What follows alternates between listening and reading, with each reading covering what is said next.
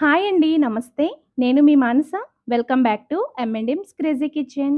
ఈరోజు మన కిచెన్‌లో ప్రతి ఒక్కరి all time favourite recipe butterscotch ice cream.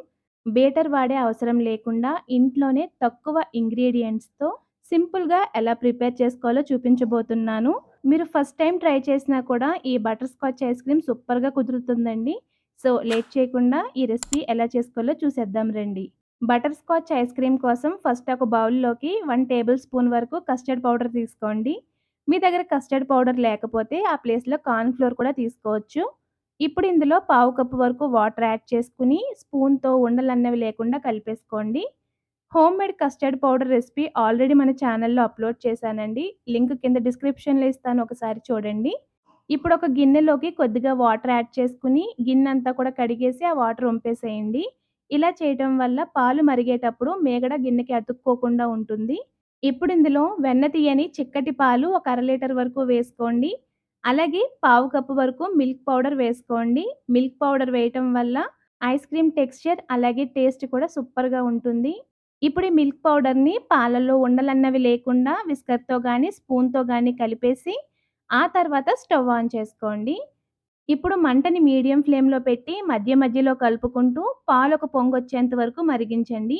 ఒక పొంగు రాగానే కలిపేసి మంటని లో ఫ్లేమ్‌లో ఉంచి, మనం ముందుగా ప్రిపేర్ చేసి పెట్టుకున్న ఈ కస్టర్డ్ వాటర్‌ని వేసుకొని కంటిన్యూయస్‌గా 2-3 మినిట్స్ పాటు లో ఫ్లేమ్‌లో కలుపుతూనే ఉడికించండి.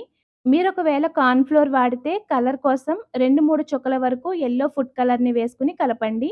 మధ్య మధ్యలో కలుపుకుంటూ పాలనైతే ఇలా మరిగించుకుంటూ ఉండాలి.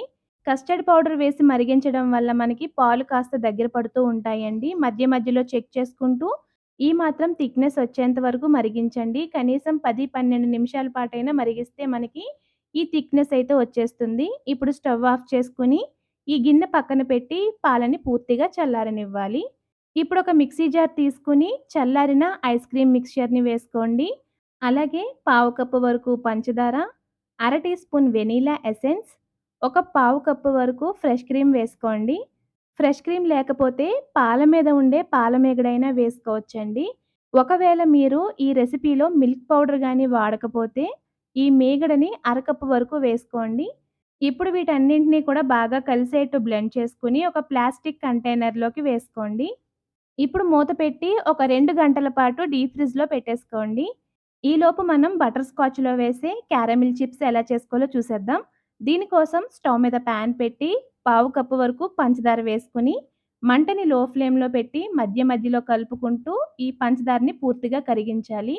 ఇలా కాస్త కరిగి మనకి హనీ కలర్‌లోకి మారిన తర్వాత ఇందులో 1 టేబుల్ స్పూన్ వరకు బటర్ వేయండి. బటర్ వేయటం వల్ల ఐస్ క్రీమ్ మంచి టేస్ట్ వస్తుంది.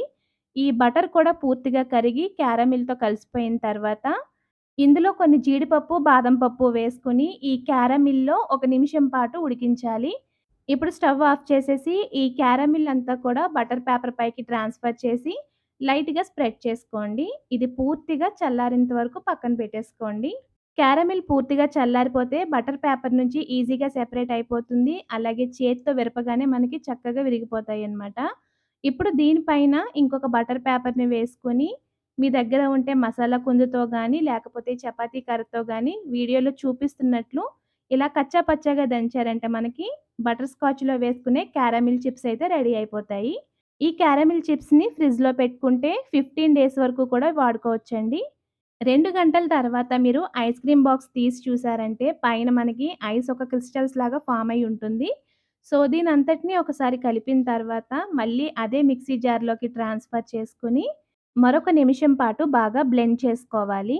ఇప్పుడు ప్లాస్టిక్ కంటైనర్ తీసుకొని అందులో కొద్దిగా ఐస్ క్రీమ్ మిక్స్చర్ వేసి పైన కాస్త క్యారమిల్ చిప్స్ వేయండి. దీనిపైన మళ్ళీ కొద్దిగా ఐస్ క్రీమ్ మిక్స్చర్, మళ్ళీ క్యారమిల్ చిప్స్ వేయండి. ఇదే విధంగా ఐస్ క్రీమ్ మిక్స్చర్ అంతా అయ్యేంత వరకు చేయండి. క్యారమిల్ చిప్స్ ఎక్కువ తింటే పైన కాస్త ఎక్కువ వేసుకోండి. ఇప్పుడు ఈ ఐస్ క్రీమ్ పైన ఇలాంటి ఫుడ్ కవర్ గానీ, లేకపోతే పాల ప్యాకెట్ల మీద ఉండే కవర్‌ని గానీ కట్ చేసుకొని, ఈ విధంగా వీడియోలో చూపిస్తున్నట్లు ఐస్ క్రీమ్ పైన లేయర్‌కి టచ్ అయ్యేలాగా కవర్‌తో బాగా ర్యాప్ చేసుకోండి. ఇలా చేయటం వల్ల ఐస్ క్రీమ్ పైన ఐస్ క్రిస్టల్స్ ఫార్మ్ అయ్యి, లేయర్ హార్డ్‌గా అవ్వకుండా సాఫ్ట్‌గా ఉంటుందండి. ఇప్పుడు మూత పెట్టి డీప్ ఫ్రిడ్జ్‌లో 8-12 గంటల సేపు పెట్టారంటే ఐస్ క్రీమ్ చక్కగా సెట్ అవుతుంది. చూడండి పైన మనకి ఐస్ క్రిస్టల్స్ ఫార్మ్ అవ్వకుండా పైన లేయర్ కూడా సాఫ్ట్‌గానే ఉంది. సో, తీయడానికి కూడా ఈజీగా వచ్చేస్తుంది. ఇప్పుడు స్కూపర్‌తో గానీ, లోతుగా ఉన్న గుంట గరిటెతో గానీ ఐస్ క్రీమ్ తీస్తే ఈజీగా వచ్చేస్తుంది. చూడండి ఎంత పర్ఫెక్ట్‌గా వచ్చిందో. దీనిపైన కాస్త క్యారమిల్ చిప్స్ వేసి సర్వ్ చేయండి. టేస్ట్ అయితే సూపర్‌గా ఉంటుందండి. చూసారు కదా! ఇంట్లోనే సింపుల్ ఇంగ్రీడియెంట్స్‌తో హోమ్‌మేడ్ బటర్ స్కాచ్ ఎలా ప్రిపేర్ చేసుకోవాలో మీరు కూడా ఈ రెసిపీని తప్పకుండా ట్రై చేసి మీకు ఈ రెసిపీ ఎలా వచ్చిందో మాకు కామెంట్స్‌లో షేర్ చేయండి.